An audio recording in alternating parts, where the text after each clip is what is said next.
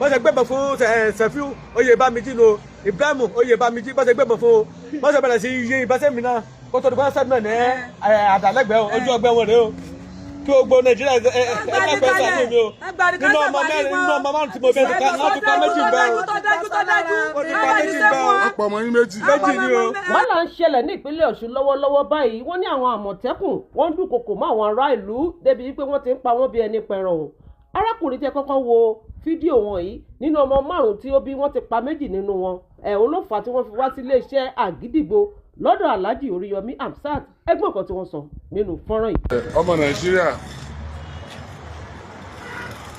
a kí gbogbo ibikíbi tẹ́ bá ti ń wò wá ẹ kú déédé àkókò yìí ọ̀rọ̀ tá a mú wá ìsọ̀rọ̀ ẹ̀rín ọ̀rọ̀ tí ó bá yàn nú jẹ́ ni ẹ wo àwọn èèyàn tẹ́ ń wò yìí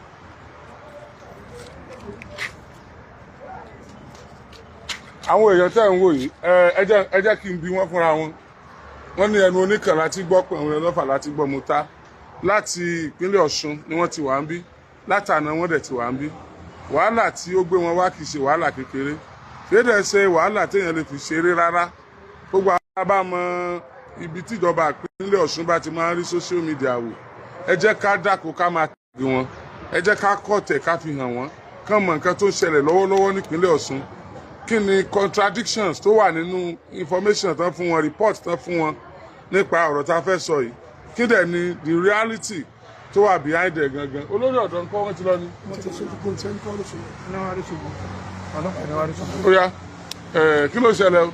nítorí ṣẹlẹ̀ ní Akínlàlú ni pé àwọn àmọ̀tẹ́kùn wọ́n wá sí Akínlàlú lọ́jọ́ Monday wọ́n ní àwọn ọmọ àbásọ́jà wípé àwọn pé wọ́n jalè lóko àwọn lọ́wọ́ ta kí wọ́n dẹ̀ gbàbọ́n lọ́ àwọn ìgbà tí wọ́n rẹ́ gbàbọ́n lọ́ àwọn wọ́n á sọ àlàyé fún olórí ọ̀dọ́ dẹ̀ sọ fún wọn wípé kí wọ́n ní sùúrù láti gbé ìgbésẹ̀ yẹn kan mọ́ gbé ìgbésẹ̀ yẹn kan wípé àwọn máa wá àwọn ọmọ yẹn kan fún wọn a jẹ́ kó lórí ọ̀dọ́ anybody kò lé ó ṣe di aago 11 níjọ́ Tuesday ni wọ́n ṣe dé pẹ̀lú lóòdù mọ́tò 3 àti mọ́sìnì 6 pẹ̀lú ìbọn bí wọ́n ṣe bẹ̀rẹ̀ sí àtàkì inú ilé mi Nurudeen Adéagbo ni wọ́n ti bẹ̀rẹ̀ tí wọ́n ti wá bá ọmọ mi ọmọ obìnrin mi Kadijat ni wọ́n kọ́kọ́ yìnbọn tó gbọ́mọ lọ́wọ́ kó tó rá àbúrò rẹ̀ mú nígbà tí wọ́n rá àbúrò rẹ̀ mú tí wọ́n tún yin àbúrò rẹ̀ ń bọ ní ẹ̀gbọ́n rẹ̀ ní ìbọn ní apá méjèèjì ibi tí àwọn aráàlú ti dìde nu pé kí ló dé láti máa yìnbọn ní inú ilé gbogbo bí àwọn èèyàn ṣe dìde wọ́n ṣe bẹ̀rẹ̀ sí yìnbọn sí anybody nu ibẹ̀ ni wọ́n ti pa ọmọbìnrin méjì ọmọ graduate lọmọ rẹ̀ méjèèjì tí wọ́n pa ìyálé rẹ̀ rè wọ́n pa ọmọ rẹ̀ kan Ibrahim mi àti bọ́mọ mi o wọ́n ti fìyà jẹ mí ẹgbà ń kalẹ̀ o ìjọba ẹgbà ń kalẹ̀ o kọ́mọ̀lọ́ lásán o ìjọba kọ́mọ̀lọ́ lásán ẹgbà ń kalẹ̀ kọ́mọ̀lọ́ lásán lọ́jọ́ wá o ẹgbà ní kalẹ̀ o lọ́jọ́ wá o. ìyàwó àbúrò mi tá a máa pè ní Ìyáfẹ́ wọ́n yìnbọn lù lórí Bíọ́lá ọmọ mi kẹta ó wà ní LAUTECH nísìn tó ń gbá sígì lọ wọ́n fi ìbọn fa gbogbo inú ẹ̀yà ẹ dábọ̀ ẹgbà ní kalẹ̀ ìyá ní kíjà má jẹ́ àgbẹ̀ ẹjọ́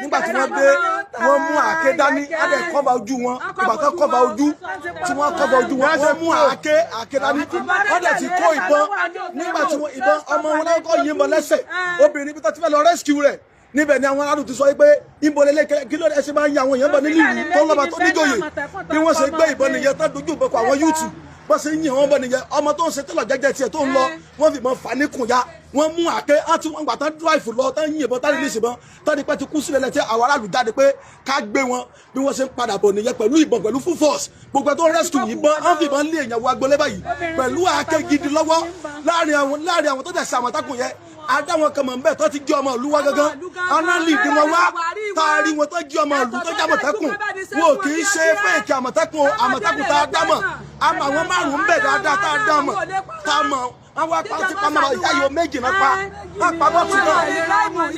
bàbá ọmọ tí mélòó náà pa. níjà àárọ̀ ìjẹta ni mo jí lóko àtàwọn mi mẹ́tẹ̀ẹ̀ta dídé tí mo ti oko dé pàṣẹ àtọkùnrin mo bá fọ lówó pé kán lọ ra oúnjẹ Oyèbámijí Ismail rè kí tí ó gbára jẹ ọ̀wẹ́ lọ́rí pọ̀ fẹ́ lọ ra bisikíìtì àti ẹ̀rẹ̀ mílíọ̀sì tó wọ́n jẹ ní lókè bí bàtà àwọn àmọ̀tẹ́kùn ń bọ̀ iwájú ìyá látọ̀ tó tẹ̀ra bisikíìtì ibẹ̀ ni wọ́n pa mọ́ kò tó tẹ̀jú márùn tí tọmọ tó jáde kó nulẹ̀ bá ti pariwo wá sálẹ̀ wá inú lẹ́nu wípé wọ́n ti pa súnmẹ́lá o ló àtẹ̀mí àti Oyèbámijí Sefiu àti Oyèbámijí Ibrahim gbogbo bá àmẹ́tẹ̀ta bá àmẹ́tẹ̀ gbọ̀nà ẹbẹ̀ nù ibẹ̀ tí táàdé ibẹ̀ tí wọ́n yìn àwọn aráàlú ò lè jẹ́ kọ̀jẹ́ káwọn aráàlú ò yọjú síbẹ̀ bọ́ọ̀lù yóò sì máa wo ọmọ rẹ̀ inú àgbàrá ẹ̀jẹ̀ tó ná ọmọ wo rẹ̀ bẹ́ẹ̀ bí wọ́n ṣe lọ dáyà bo Oyèbámijí lẹ́nu o bá ṣe yí mi kò ní orí rẹ̀ bá ṣe yí mi kò lórí rẹ̀ bá ṣe gbẹ̀bọ̀ fún Sefiu Oyèbámijí nù Ibrahim Oyèbámijí bá ṣe gbẹ̀bọ̀ fún bá ṣe bẹ̀rẹ̀ sí yí ìbáṣẹ́ mi náà kó tó di bá ṣẹ́ náà ní àdàlẹ́gbẹ̀ẹ́ ojú ọgbẹ́ wọn rẹ̀ o kí o gbọ́ Nàìjíríà ẹgbẹ́ sàánú mi o nínú ọmọ márùn tí mo bẹ ti ká ti pa méjì bẹ́ẹ̀ o ó ti pa méjì bẹ́ẹ̀ o ọ̀pọ̀ ọmọ yín méjì ni o àtọ́yẹ ìyàwó blọ́dà mi ni a ti pàkẹ́sẹ̀ náà. Ibrahim Oyèbánjí pọmọ mi o kẹjọba gbà kalẹ̀ o. ẹyin lọ́bí mọ méjì tó pa. alábí méjì Ibrahim Sefiu owó ṣe tó kọlé náà pọmọ mi o a sì lè wọnú ilé ọmọ tèmi wà lọ sí ti. a ti pọmọ mi o kíjọba gbà kalẹ̀ a gbà kalẹ̀ tọ̀tọ̀ lọ́wọ́ kẹ̀kẹ́ tí mo fẹ́ sọ sí ọ̀padà. ọmọ mi o Ibrahim Oyèbánjí Ibrahim mi Oyèbánjí. Aya mi, wọ́n gbà lọ́mọ mi jà, ewé mo fi tó àgbà ṣe mo ṣe. Mo tọ́jú ọmọ ìgbèrè, ọjọ́ ńlá pa mí lọ́mọ àti tó bí ọmọ pọ́kúlù wa.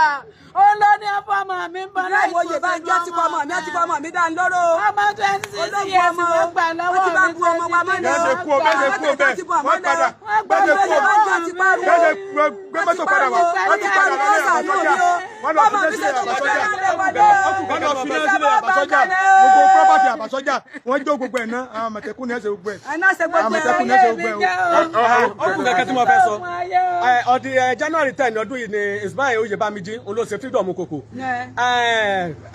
ọjọ́ ńlá ọmọ pọ́kú lọ́wọ́ pé lákòókò fún ní owó kòkò ọmọ tẹ̀ náà bá òkò níwájú ìta rẹ̀ rí bọ́ọ̀lù ṣe fún ọ ní lówó kòkò àdìgbà náà yìí ti ń lépa ọmọ mi o báṣá tó kódé ní ìjẹta lọ́mọ bó ṣe jẹta lọ́ní pé òun fẹ́ wá ọjà lọ sí ìgboro wọ́n yóò rí ọjà rà gbàgbàgbà bá mo wo ọjọ́ ńlá tí yí ọmọ mi kúrò níbi inú báàgì tí tọmọ mi gbé kọrùn tòótòwó àti báàgì àtòwó àtẹjọ́ ọmọ mi ọjọ́ ńlá ti kó náà ọjọ́ láàrin àmọ̀tẹ́kùn ni. àmọ̀tẹ́kùn ni o ọmọ fúlàní sì ni ọmọ fúlàní ni o ọmọ kíra pé. ọmọ fúlàní ni o fúlàní bàbá rẹ̀. bó wọ́n ṣe gba fúlàní sámọ̀tẹ́kùn.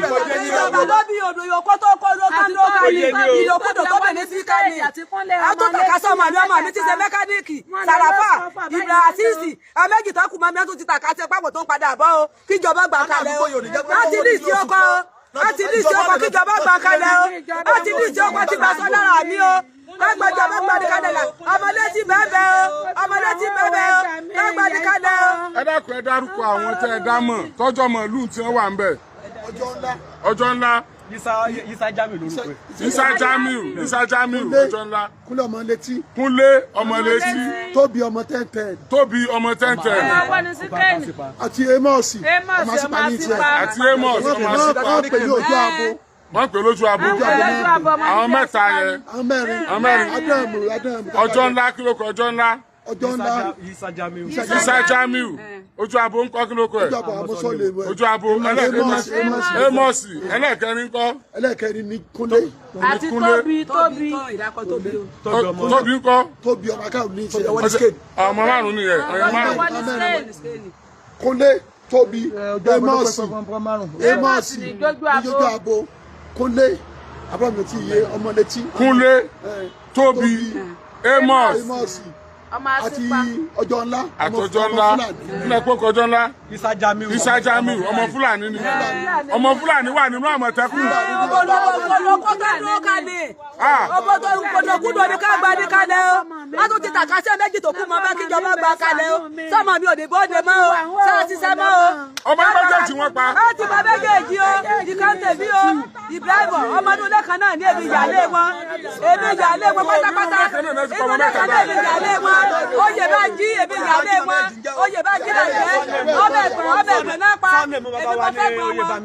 ẹ mọ̀ gbọ́ sà ẹ mọ̀ gbọ́ wọ́n ti wá gbé rìpọ́ọ̀tì jáde àwọn Àmọ̀tẹ́kùn ní wọ́n gbòkú wọn yín lọ. wọ́n ti gbé lọ wọ́n kókó àwọn Àmọ̀tẹ́kùn wọ́n láwọn Àmọ̀tẹ́kùn sọ pé àwọn táwọn pa pé bandit ni wọ́n. Àwọn ẹ̀ṣẹ̀ wàhálà àwọn tá a dámọ̀ dáadáa ni wọ́n sọ́jà gidi gàgán bábà ni ìtàpá ọmọ ìyá ìtàpá bábà ni ọlọ́mọ àṣẹrù mi níjà olóṣèlú mi kó níbi wàhálà yìí ọmọ dámọ̀. Ọmọ táyì ń bọ̀ ọmọ àlùfín jáde ìpínlẹ̀ yìí jáde bọ̀ pé kó lọ́ọ́ àwọn akọ́fọ̀ ojú ọmọ mi ló jẹ́ ọlọ́ba mi ṣerú mi.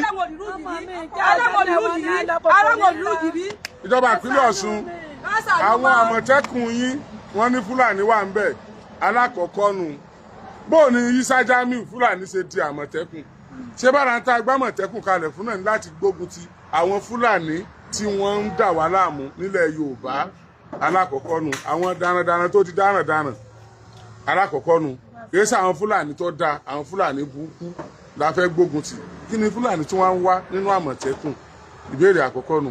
Ẹlẹ́ẹ̀kejì ìjọba ìpínlẹ̀ Ọ̀ṣun wọ́n ní àwọn Àmọ̀tẹ́kùn yìí ti ń láwọn pa àwọn bandits inú ìlú Akínlàlú ni wọ́n gbébọn lọ àwọn òkú tí wọ́n gbé wá tí wọ́n pè lókù bandits àárín Ẹ̀dẹ̀ ni wọ́n ti yìnbọn fún ọmọ bàbá ìtójóbìnrin inú ìlú ni wọ́n ti lé àwọn ọmọ ọlọ́mọ tí wọ́n ti pa wọ́n ṣé bandits nìyẹn ṣé bọ́lọ́pàá ṣe ń operate nìyẹn ṣé òfin orílẹ̀-èdè Nàìjíríà ṣe bó ṣe ká ṣe nìyẹn we are talking about state policing báwo ni state police ṣe fẹ́ work báyìí nígbà tó yẹ pé Àmọ̀tẹ́kùn tá a fi test run ni wọ́n yọ àáké tí wọ́n yọ àdá lọ káwọn èèyàn mọ́nú ìlú kí ló lè tàn make arrest tán bá suspect wọn kéṣe inú gbóná ti bá wọn ìbọn wo náà bá lọ́wọ́ àwọn ẹni yìí àdá wo náà bá lọ́wọ́ wọn fà wo náà bá lọ́wọ́ wọn tó fi pa wọ́n dànù bẹ́ẹ̀ so after investigation now tíjọba ìpínlẹ̀ Ọ̀ṣun bá mọ̀ wípé these people are not bandits they are not kidnappers